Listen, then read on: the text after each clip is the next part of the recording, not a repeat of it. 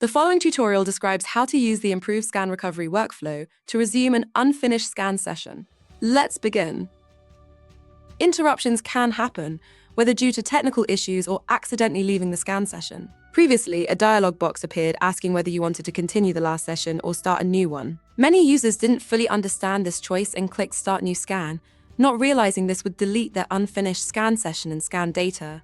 The new workflow removes this confusion by better visualizing the unfinished scan data and the re-entry to the scan session, hence making the recovery process clear and intuitive. Now, let's see how DS Core handles unfinished scans in the improved workflow. When you leave a scan session without clicking Finish Scan but instead Cancel, or when the scan session gets interrupted, DS Core automatically saves the data and an unfinished tile will be displayed in the media library.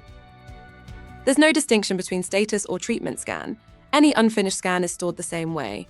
Unfinished scans remain available to continue scanning for 14 days. If not completed within that time, they are automatically deleted. You will also see a note indicating the expiration date. Manual deletion is not available in the current version. This approach keeps your workspace clean while preventing accidental data loss. Next, let's look at how to resume an unfinished scan. You have two options to continue. Click the unfinished tile in the Patient S Media library to return directly to the scan session, or use the three-dot menu and select Continue Scan.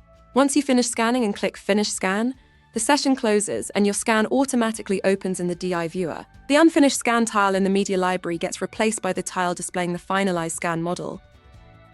In the DI viewer, you can now take advantage of the new scan model appearances to evaluate your scan in the way that works best for you.